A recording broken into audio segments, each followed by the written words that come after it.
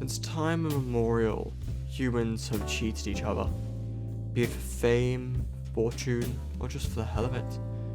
It seems it's in our nature to stab each other in the back. The rules are made to be broken, after all.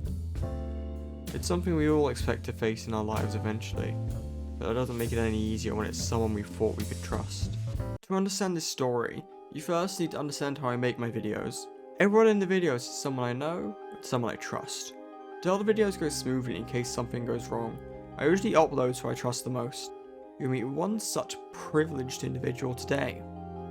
Teramek. I'm going to keep the rules of the game we were playing secret so as to not spoil a future video, but what you need to know is that it starts out just like a normal game of Minecraft. That is to say, with nothing.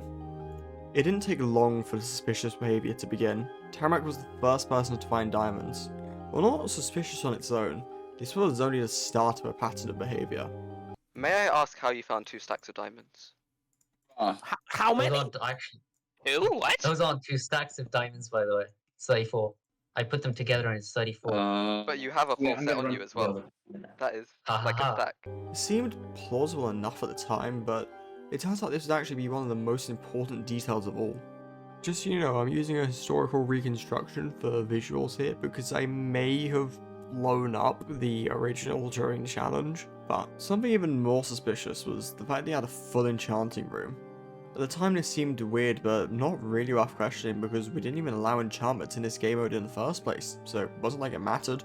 He must have just misheard the rules and wasted some of his time. But when I began to look over the evidence, I realized that there was no possible way for someone to get a stack of diamonds and 15 bookshelves after only an hour. That is to say, no legitimate way. At the start of the investigation, I just thought he'd spawned in the items. However, going over the footage, I couldn't see any command logs in the chat, something that always happens when you use vanilla commands. The next thought was that he just used X-ray, which would give him the time to gather the books for his enchanting room from the village libraries. However, a post-game examination of the map around his enchanting room revealed something far stranger. Not only were there no tunnels moving sporadically around the map, as you'd expect for someone using X-ray, there were no tunnels at all. No strip mines, no tunnels down to caves, nothing. Not only that, all the bookshelves in the village libraries were fully intact. This made no sense.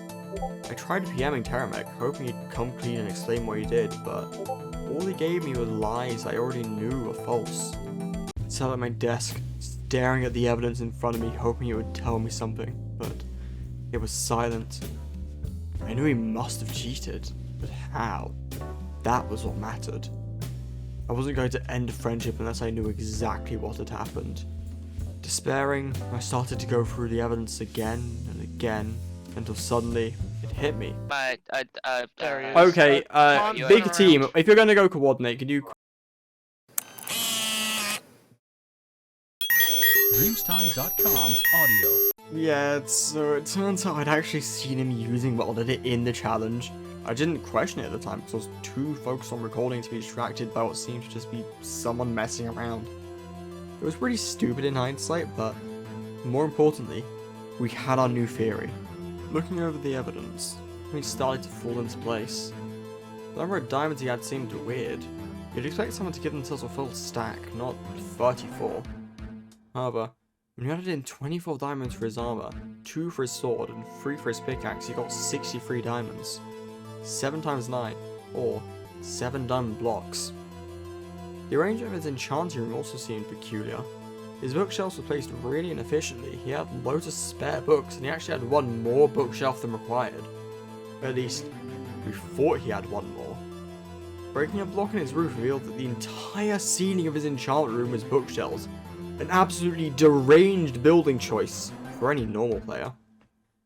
However, if you used World Edit to spawn in a cube of bookshelves in your enchantment table, it would be very reasonable.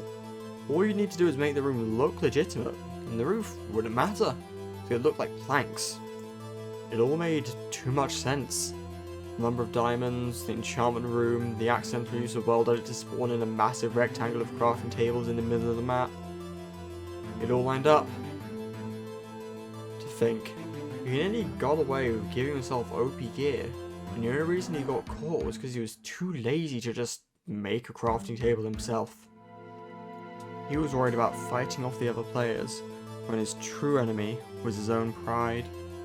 I'd done it, but had caught the cheater, and had banned him from ever playing in the video again. I had protected the integrity of the law and the purity of my channel, but though I caught him, I wasn't satisfied. I've lost trust in a friend, someone who I used to talk to and see every day. Sure, we still see each other every now and then, but our relationship can never be the same after knowing that he'd betray me and damage what matters most to me for his own amusement, because he thought it was funny. When you catch someone betraying you, they're not the only one who loses. But hey, at least they got content out of it, so honestly, worth it.